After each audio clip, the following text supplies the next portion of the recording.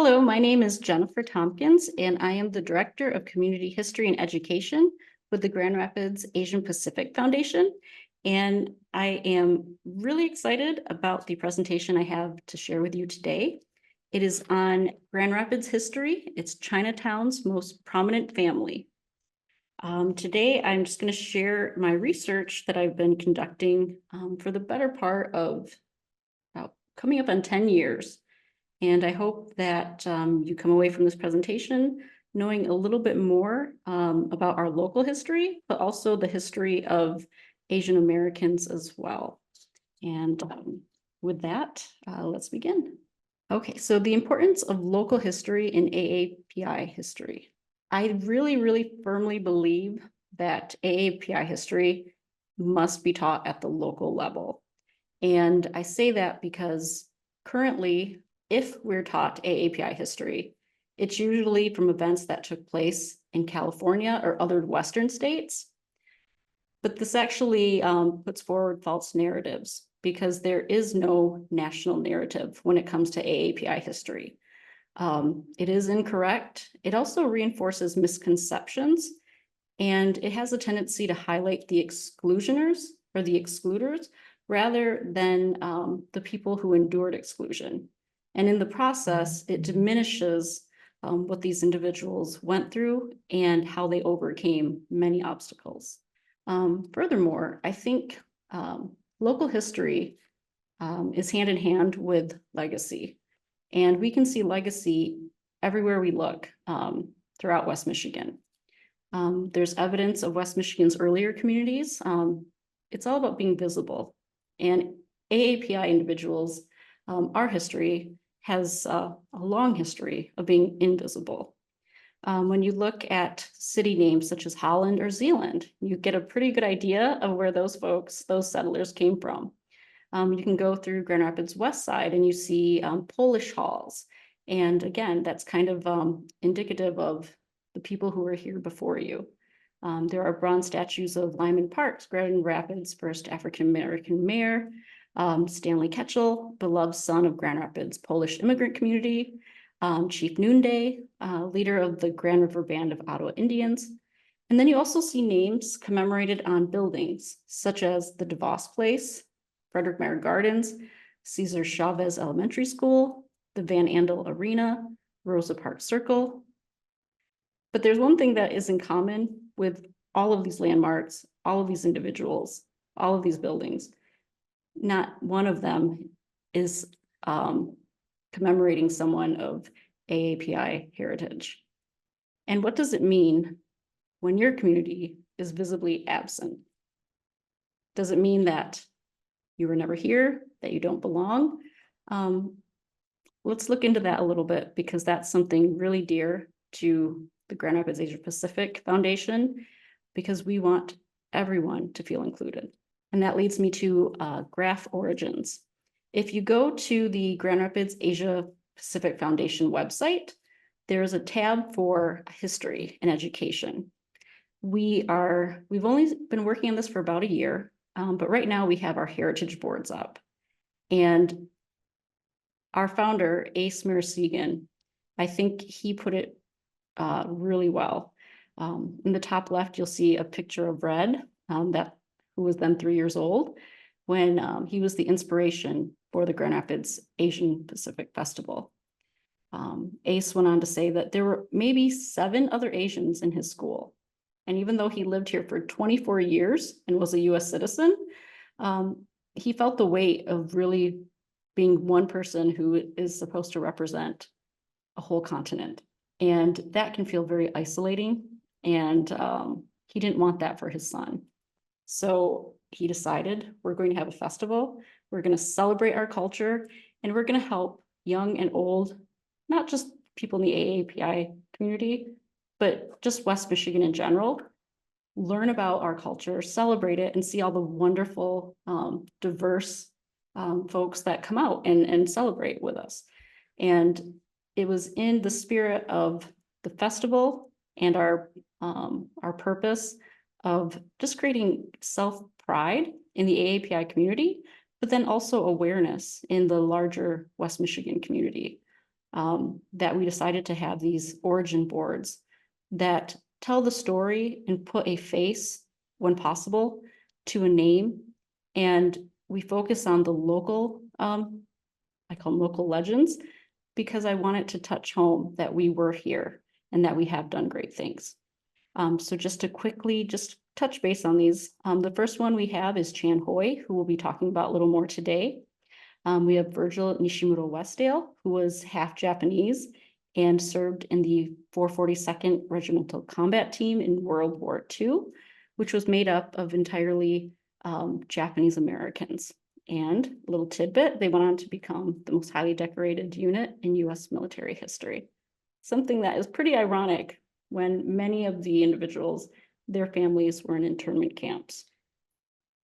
And then next we have Felix Balderi, who was in right near St. Joseph, Michigan. He was from Bhutan, Philippines, and he fought with the Michigan 13th, I believe, in the Civil War. And then lastly, we have Wong Kim Ark. Although he was not from West Michigan, his Supreme Court case had ripple effects for every individual and of Asian AAPI history, and actually more, because his court case solidified that if you were born in the United States, then you have access to citizenship, and that could not be taken away, regardless of where your parents were born. Okay, now everybody has an origin story, and our coming to America story for AAPI individuals predominantly happened with the Chinese community. There were other individuals, for instance, there was a Filipino community in Louisiana, but just for vast numbers, we're going to focus on the Chinese immigrants. And I promise you, we're going to get back to Grand Rapids. But when it comes to AAPI history, you cannot separate the global from the national to the local. So here we'll just start a little bit talking about what was going on in China when they began to immigrate to the United States. Here you see a map of China in the top left, and you see a province of Guangdong. And I thought that these statistics were pretty interesting. 93% of Chinese speak Mandarin. Only 3% speak Cantonese. Yet almost 100% of the Chinese individuals in Chinatowns throughout North America, they all speak Cantonese. And they also speak another dialect called either Toisanese or Taishanese. And this is because Taishan is one of 98 counties in Guangdong province. It's comprised of 16 towns, and it's called the first overseas Chinese hometown, the first overseas Chinese hometown in China, because nearly every Chinese individual who immigrated to the United States came from 4 counties in Taishan. And the gentleman that we're talking to about today, they're no different. They come from this region. Now, not just this region, but the entirety of China was going through immense turbulence during this time. Many people have heard of the Opium Wars. They may not know exactly what that entailed, but it basically had to do with trade with the West. People know about Japan's doors being forced open with the arrival of Commodore Perry. China's doors were also forced open when the British fought not 1, but 2 Opium Wars. And it was basically the Chinese had teas, silk, a lot of highly sought after items. They didn't really want much from the British. So the British had to create a market. Unfortunately, they used poppies from their Indian colonies and created an opium pandemic. The Chinese imperial government tried to shut it down and destroyed, warehouses of opium. And the British went to war with them and said that they were destroying their imports. So this had huge ramifications for China. Up until that point, that province of Guangdong, that area was the only area in all of China that had a port where foreigners could come and do business. So this region of Canton, specifically Taishan or Toisan as it's sometimes called, they were the only individuals in all of China that had any experience with Westerners. And they were basically merchants before being a merchant was really a known thing for the Chinese. And we'll see how that kind of plays a part in why this region, more than any other, had a mass migration to the United States. Just like with most immigrants, there are always some push-pull factors. Here, we're just going to touch on that very briefly.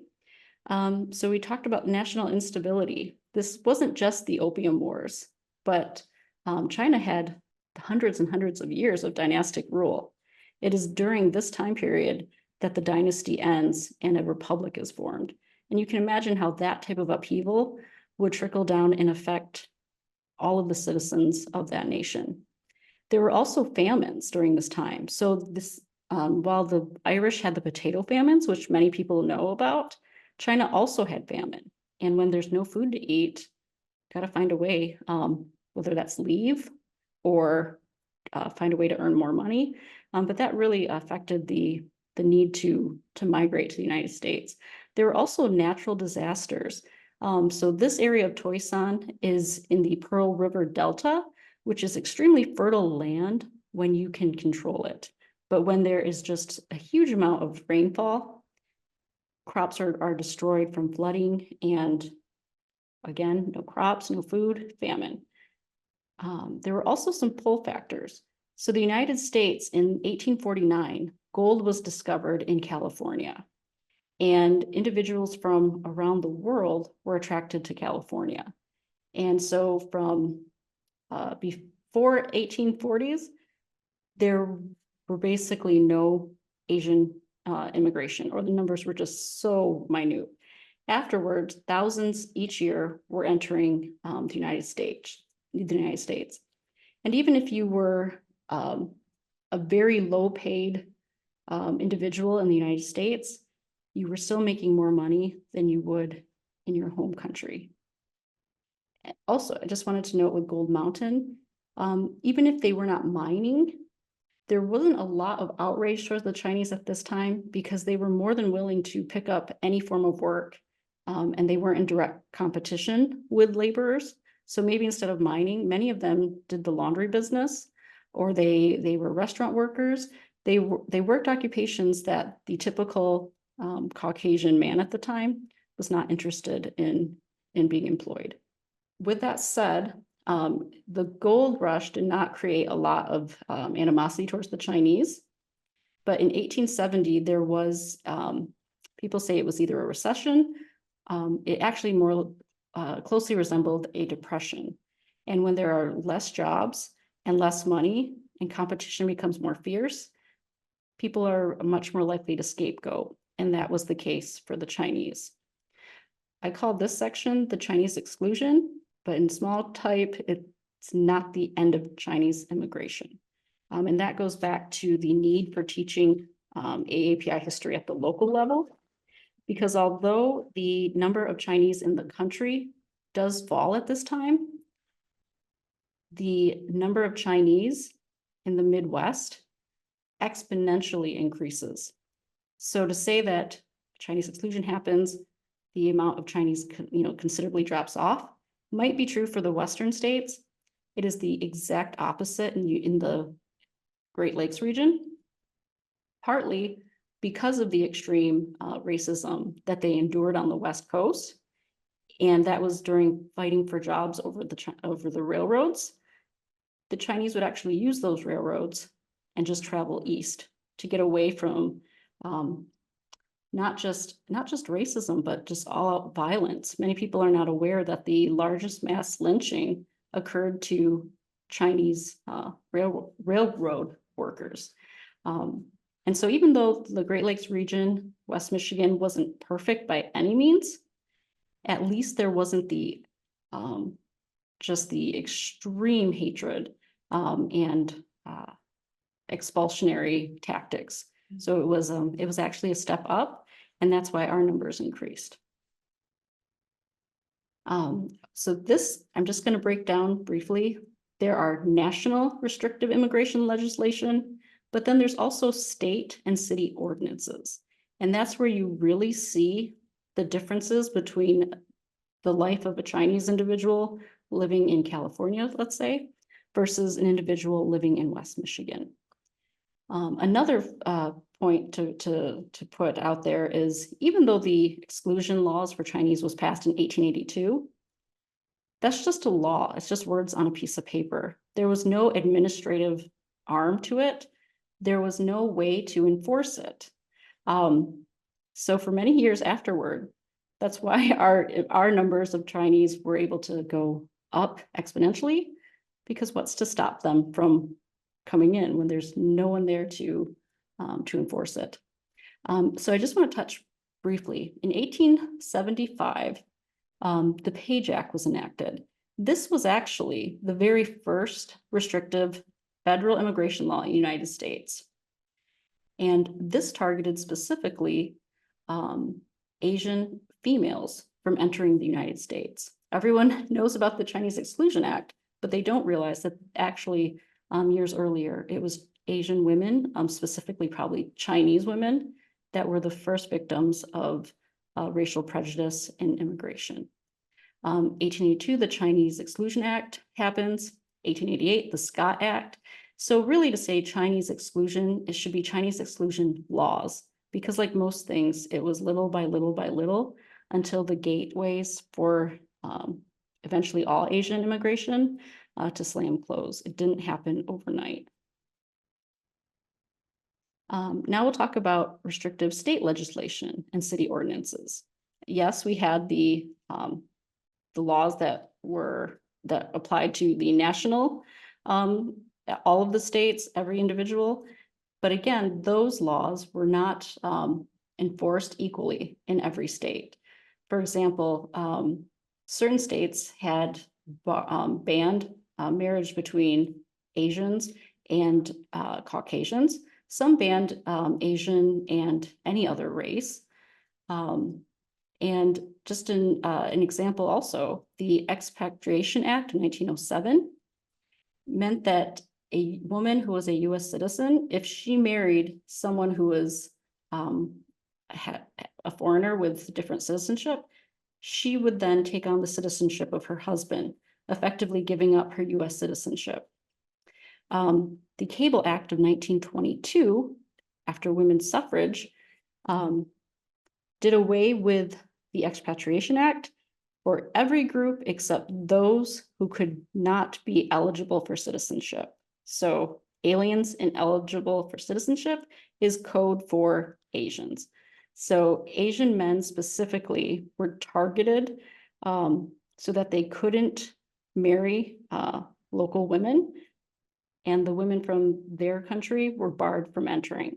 So you can kind of see where this goes, and it was no different here in West Michigan. You end up with an aging bachelor community. And that's partly why many people don't know about this community, because they died out without families. And this is an example of city ordinances. And something I really hope, if you come away with anything from this presentation, I hope more than anything, you come away with the fact that the Chinese, not just in West Michigan, but nationally in this country, they did not just go without a fight. They were fighting in the Supreme Court, district courts, on every level. And here's an example. In Grand Rapids, there's so many articles about Chan Hoi going to court.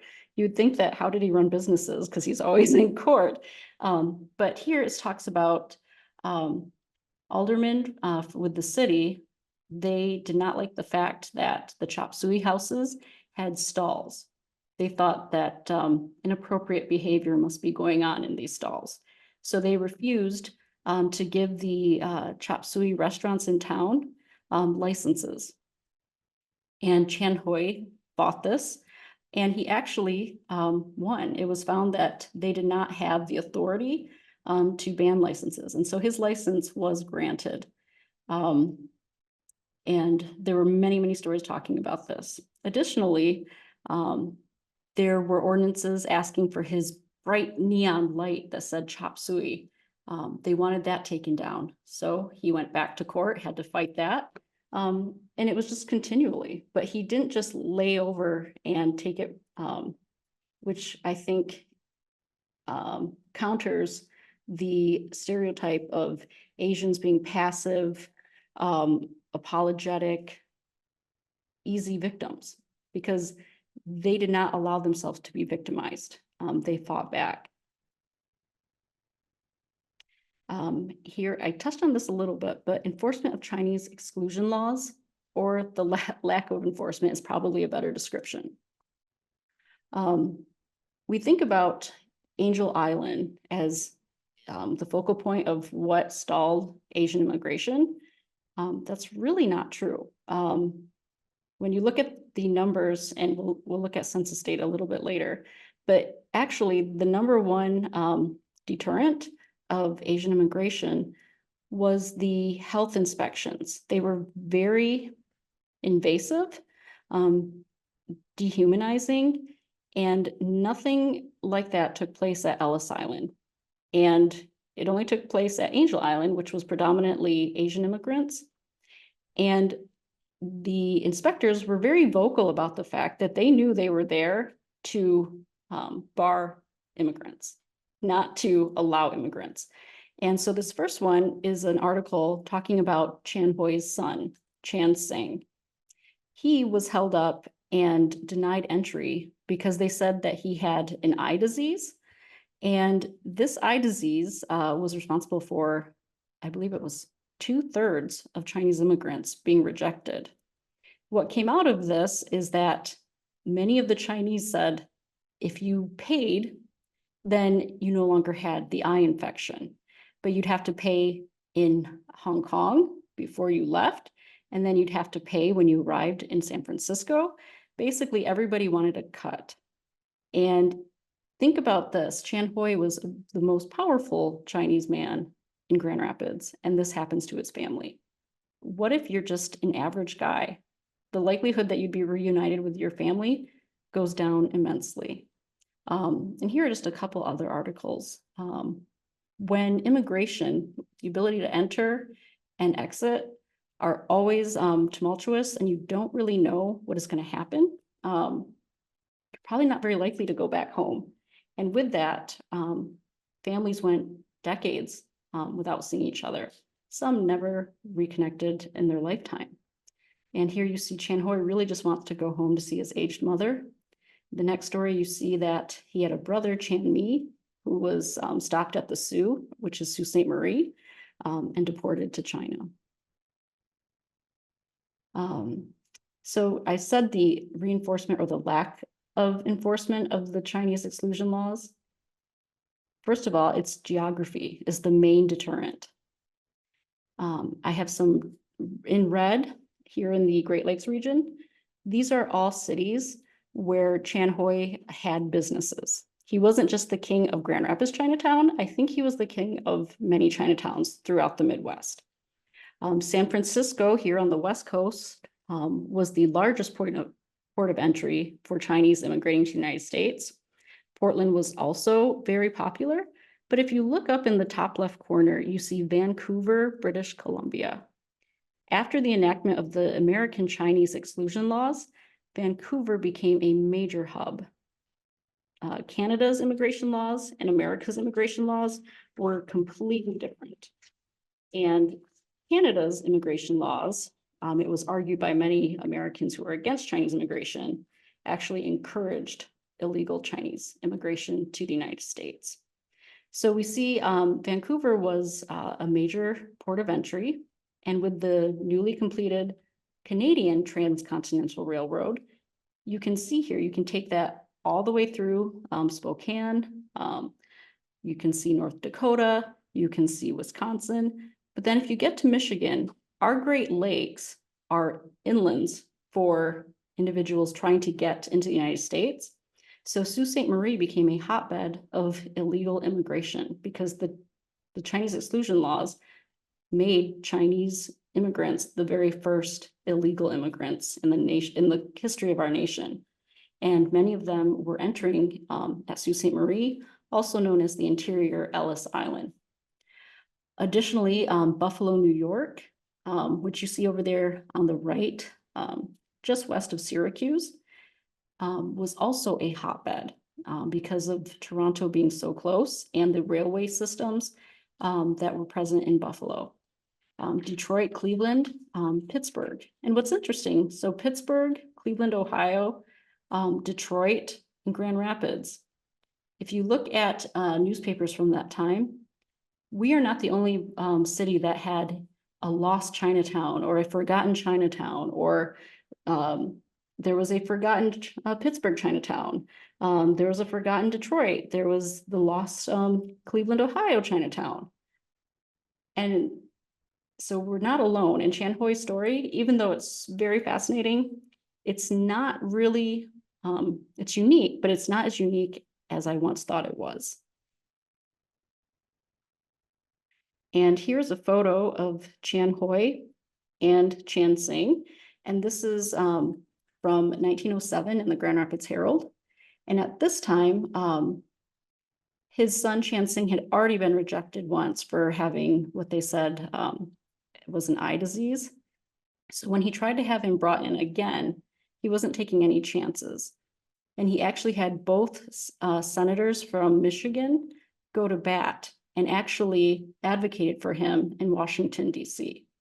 When I say if this type of thing can happen to him, imagine like the average dad or average Joe. I don't think most of them, especially if you don't speak English, would you really have two senators going to bat for you? Luckily for Chan Hoi, he did, and Chan Sing was able to immigrate to Grand Rapids. But I think one of the most important things that Chan Hoi did, he humanized Chinese exclusion. Here, I want to go back one. Just look at here at the headline, separated by Chinese exclusion. Chan Hoi, the father, Chan Sing, the son. Those are very human labels. The Chinese at the time in political cartoons, they often look like swarms of insects or rats, just completely dehumanized. But here, one man's story touched the local community, and this was a father trying to reunite with his son. And it brought the Chinese exclusion law, it gave it a human face and brought it home to the local community. And to me, that's one of the most important things that Chan Hoi did. And here you see how many times this story was ran throughout the newspapers. It wasn't just like a one-off. They followed his story daily, very closely, and it was celebrated when his son was able to immigrate. And I think that says a lot about our community as well.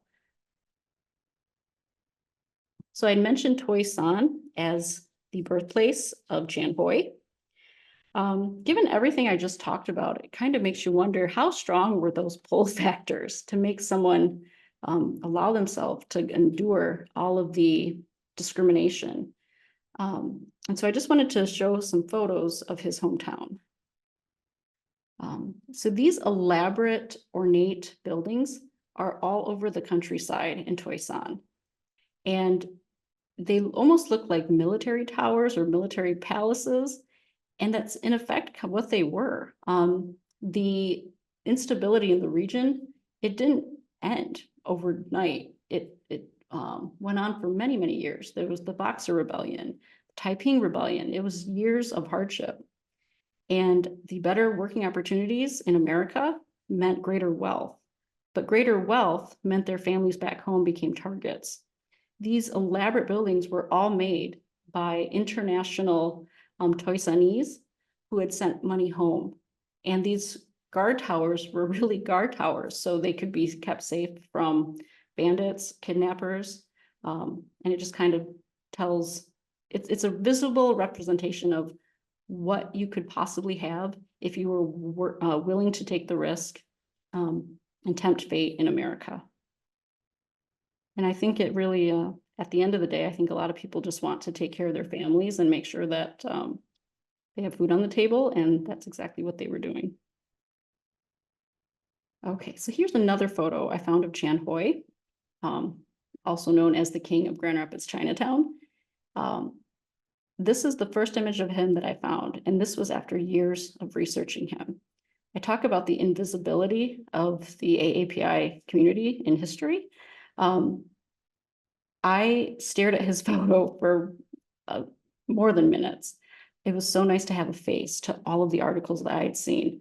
Other groups, they might have like pictorial histories. That's not really something that our community can do.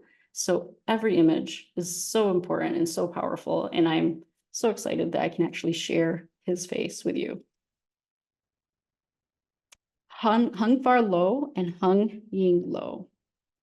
This is what made Chan Hui the king of Chinatown. All of these articles, and this is just a small fraction, talk about the banquets that he had at these restaurants. He knew how to be a host, but that goes back to the fact that for so many decades, his hometown was right next to the only port that Westerners were allowed to enter to engage in commerce. Chinese banquets and business went hand in hand. And so he basically took a cultural, I guess a cultural institution that had been well established in his hometown, and he just brought it to West Michigan. So when he opened his first restaurant in 1902, the Hung Far Lo at 28 Pearl, he had 3 nights of just lavish banquets. If you were anyone in society, you were at one of these events. There were thousands of fireworks lit. Everyone talked about the furniture that he imported from China, the tapestries. So if you're from Grand Rapids, this wasn't just going out to dinner. This was going on a mini vacation, or almost like an amusement park of going to the Orient. And so it wasn't just a dinner, it was an experience. And that wasn't by accident, but it created very loyal customers, and it made him a man who could never be a citizen, who really had very few rights. It launched him into the upper echelons of Grand Rapids society. And that's pretty incredible. He was able to do that by sharing his Chinese culture and educating the Grand Rapids community about how awesome Chinese cuisine was. They would release the menus. And so really it was like a food critic telling you all about the smells, the experiences, before there actually were food critics. And here are some images. So the one with the large chop suey sign, that is his restaurant Hung Ying Lo, which is located where Mojo's is today. If you look down, and I put the big arrow so you could see that chop suey sign, it's right above the Idle Hour Theater. That is Hung Far Lo, which is located where Bull's Head Tavern is today.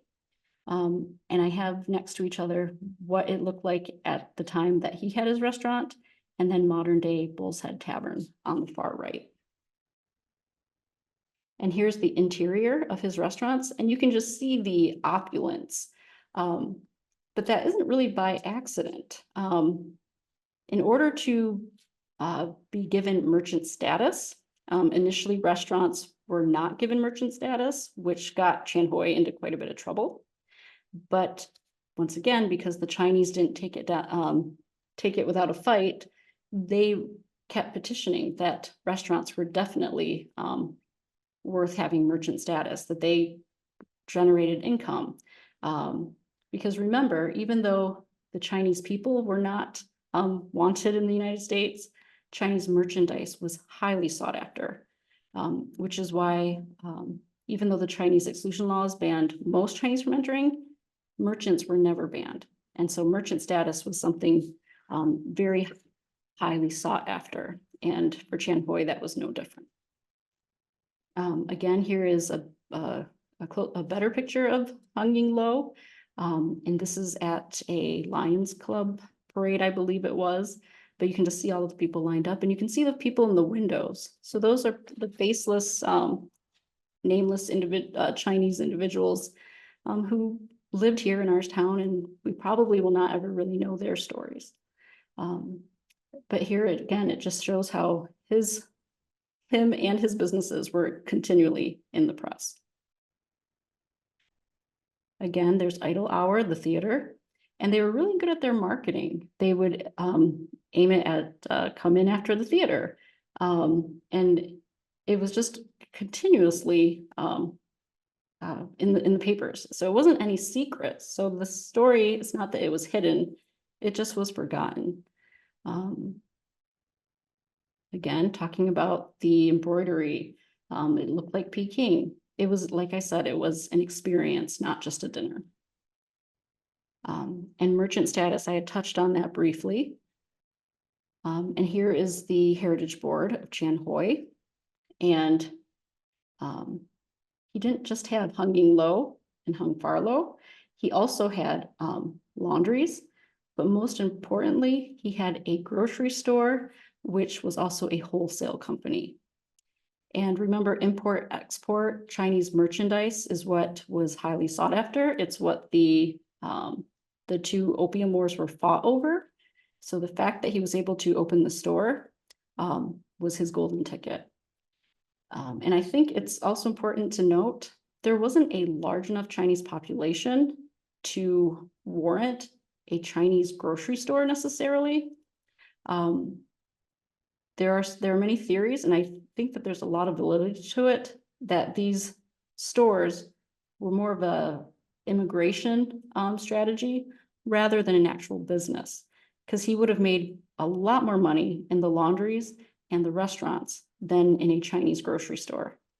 But if you worked too many hours in your restaurants or laundries, you could lose your merchant status. So it was a tightrope that not just Chan Hoi, but all affluent Chinese at that time had to learn how to navigate. In addition, he had a farm in Paris Township, and he raised Chinese vegetables, which he would then sell at his wholesale grocery store. And with merchant status came mobility. And here is from Ancestry.com. The last line there, you see Chan Hoi. He's a restaurant keeper. Here, he's still technically called a laborer, but he was given a certificate. So at this time, he's still not a merchant. But when he gets his store, then he becomes a merchant and has that highly sought after status. So you see that he went back and forth to China multiple times. And this in the top right or top left is an image from Heather Lee, a professor who has studied migration-oriented business strategy. In my research of Chan Hoi, I always felt that there was something going on. There was something more to it than just being an entrepreneur.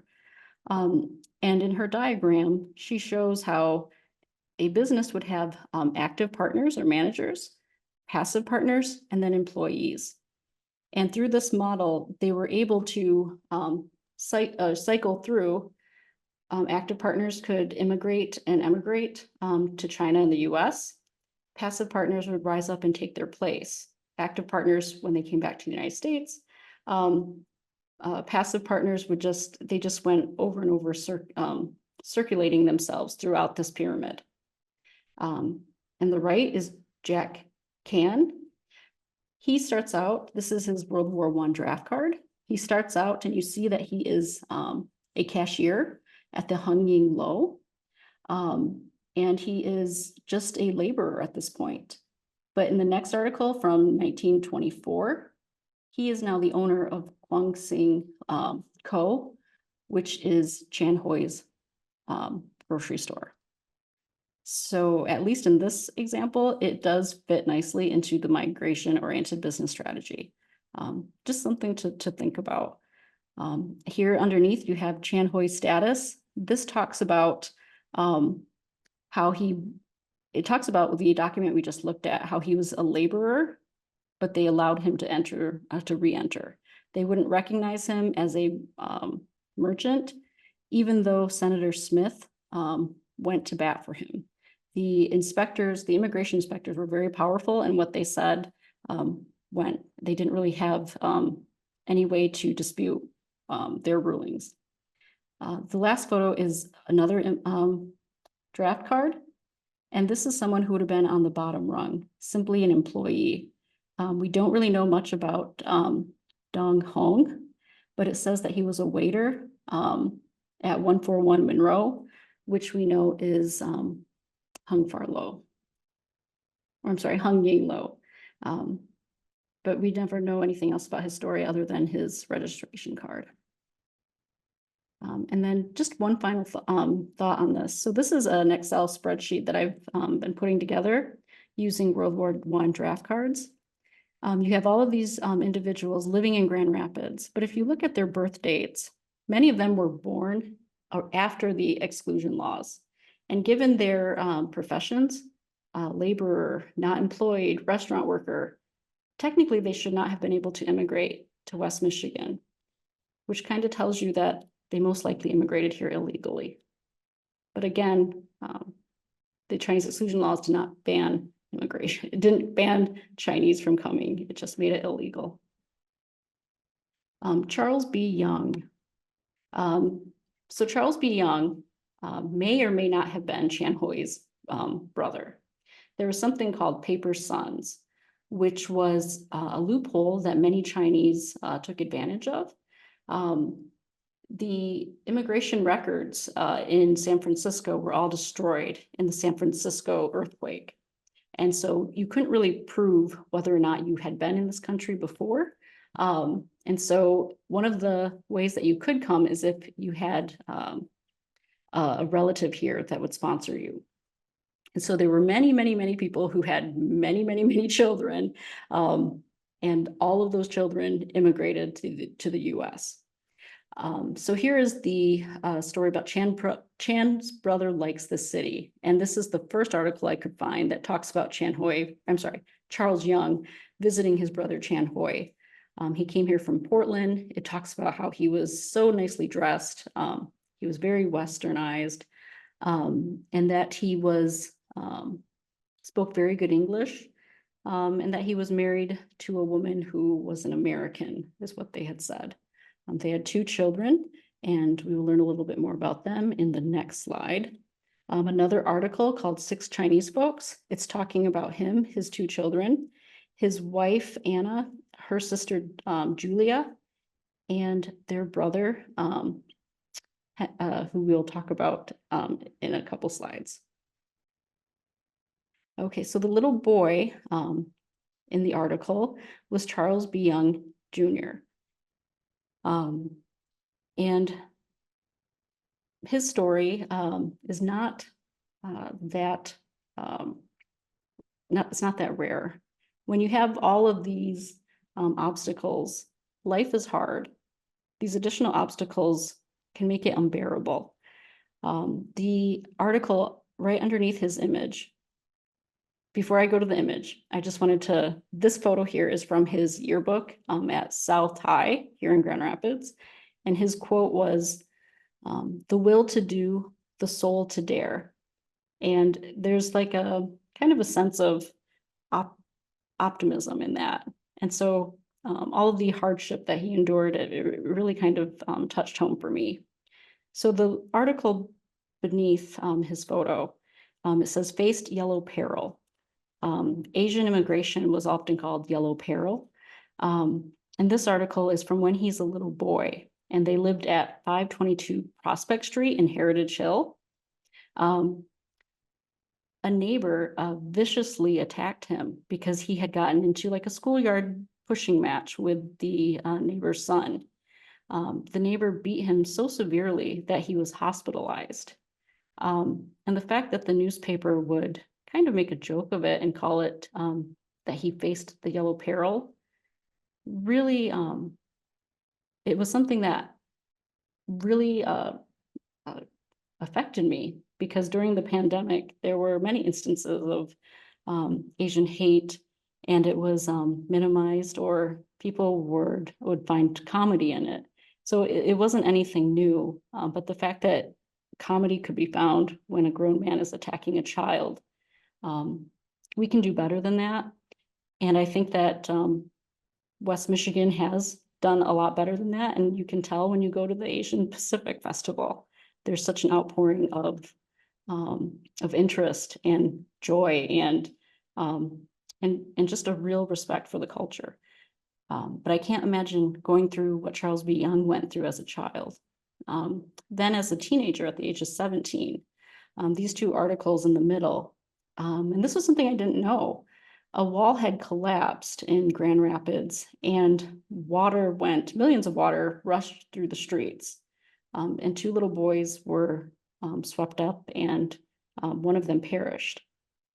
At the age of 17, Charles B. Young tried to save the young man, and he put him in his car, and they tried to make it to Butterworth Hospital, but the 5-year-old, I believe, yes, the 5-year-old died in his arms. Again, that is such a traumatic experience, and to experience that at the age of 17, is hard to wrap my head around. But he's only human, just like everyone, and as I said, life is hard. And he just apparently he couldn't take it anymore. And he actually committed suicide December 29th, 1939. He is buried in Woodlawn Cemetery. He had a sister, Mae Young. I wanted to read this quote because I just thought it was so interesting. Her quote is, "Queen Rose in a rosebud garden of girls." Now, maybe I'm reading too much into it, but to me, I take that as, okay, she's got some spunk, and I loved it. But you can see that she was on the entertainment committee. She was on first hockey team, second hockey team, volleyball team. So she had a very active high school life at South High. Her life wasn't completely without hardship, and she gave her dad, I think, probably a few white hairs. Apparently, she had gotten into a car accident, and there were a number of articles talking about her dad being sued for just ridiculous amounts of money, but it was because he was a very well-known, wealthy individual. Thankfully for their family, the lawsuits were thrown out. Prominent visitors to Grand Rapids. Mel Trotter had lost a bet, had his dinner at Chan Hoi's restaurant. The mayor has celebrated his birthday at Chan Hoi's restaurant. But there were also Chinese individuals who were very prominent. In particular, Commissioner Wu, who was part of the imperial dynasty. He was a very outspoken critic of Chinese exclusion. In the picture, you can see he never even attempted to wear Western style clothing. He was extremely proud of his Chinese heritage. When he came, there was an elaborate dinner for him. The Michigan senators had to wait outside. Chan Hoi had a 30-minute private audience with him, which kind of tells you, gives you an idea of Chan Hoi's clout.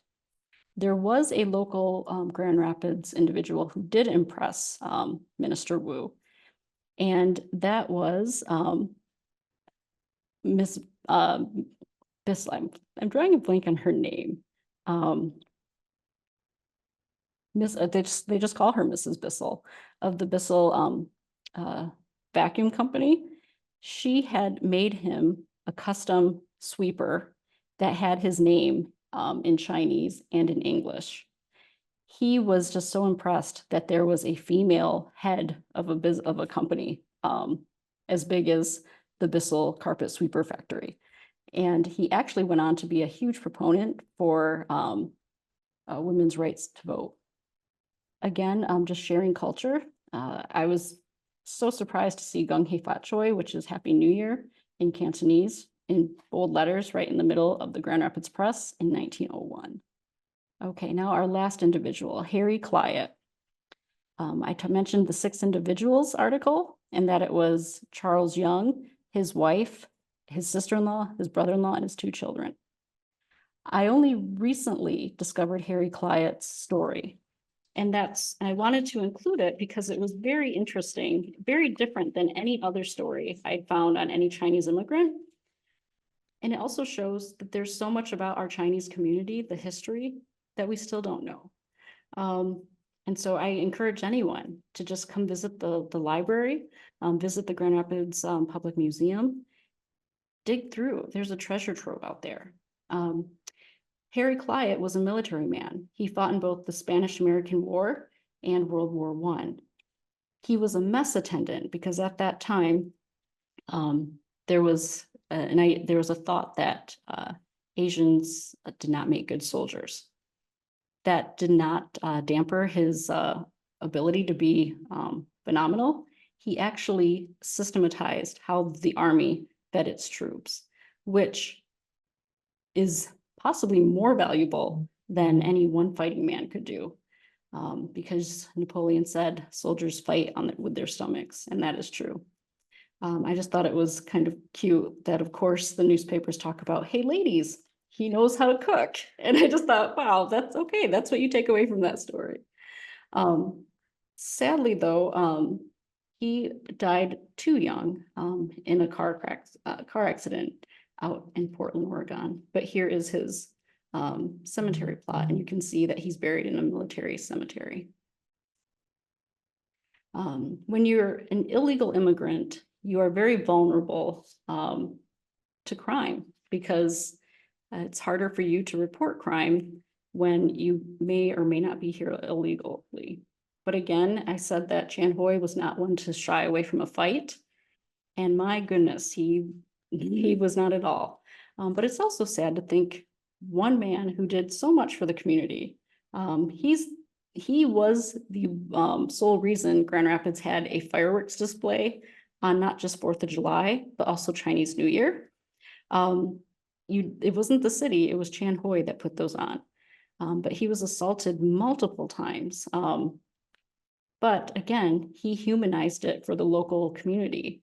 And when he was assaulted, people were outraged. And I think that had to have been a comfort to him. Whereas on the West Coast, you did not have that reaction from the local communities. And oftentimes it was law enforcement that was either turning a blind eye or took part in the horrible acts of violence. But there are two cases that got more attention than any other. This one is the story of Mafu Mooney, who posed as an inspector and tried to rob Chan Hoi at gunpoint. This went viral in that day and age. I can't think of a better way to describe it. But this story was in newspapers from Texas, New York, the West Coast, everywhere in the United States. He was found guilty and served his sentence in Detroit. The other case was that of a mail collector who was stealing money from Chan Hoi's envelopes that he was sending to his business partners in Chicago. So Chan Hoi set up a sting with the local police, and they were able to arrest Frank Cronin, who admitted to his crimes. And this also went viral and made Chan Hoi quite the celebrity. So I had read articles basically saying that Chan Hoi had been deported. I found so many articles talking, every time he left for China and came back, it was mentioned. Many, many times it was mentioned. I did not find any record of him being deported. I did find record of him picking up his stakes and transplanting himself to Buffalo, New York. He was still active in his businesses here. He had just now had an additional business. And again, as I mentioned from that map, all of his businesses were located near ports of entry, reasonably close to Canada, which my assumption is that many of the people he employed were likely illegal immigrants. I started looking in Buffalo because of one article I found in the Grand Rapids Press, and that talked about a local man in a Buffalo cafe. His business partners were white businessmen from Grand Rapids and Buffalo. So local attorney Lawrence E. Carroll, who actually defended many Chinese when they were being deported, was his business partner. He also used contractors from Grand Rapids to renovate his building in Buffalo, New York. This restaurant, like Hung Far Lone Hunging Low, was extremely elaborate. It was a cabaret, and the attention that was paid to it landed Chan Hoi in Variety magazine in March of 1915. Pretty remarkable for a man who couldn't even vote. In Buffalo, I found this caricature of him, and it was in a series called Buffalo's Live Men in Caricature, and it highlights Buffalo's most prominent men. So just like he rose to prominence in Grand Rapids, he rose to prominence in Buffalo. So what happened? The end of the Chinese community, it didn't happen overnight, but when you have bachelor communities that are unable to start families, it's inevitable that there will not be future generations. This is an article depicting the longest continuously run laundry in Grand Rapids. This laundry in 1955 was 67 years old, and it was started by none other than Chan Hoy. Running it at this time was Charles and Jim Lum, who were relatives of Chan Hoy's. And in it, one of the last lines, it's really sad. They asked Charles if he was going to return to China anytime soon. And he said, when you get old and your body can no longer work, you want to go to where you're accepted. And I can't imagine living a whole life just working and working and never feeling accepted. But then when you're old and vulnerable, that's when you finally can go home. I don't know when he last saw his children, but I think this was a story that was repeated many, many times. And I think my position as the Grand Rapids Director of Community History and Education is to find out what happened to these individuals and to tell their stories now because they weren't empowered to tell them when they were here. And that is the end of our presentation. Again, I just want to point out that this research is ongoing, and I encourage anyone who is interested to please engage in your own research and then add to the story. Thank you for your time.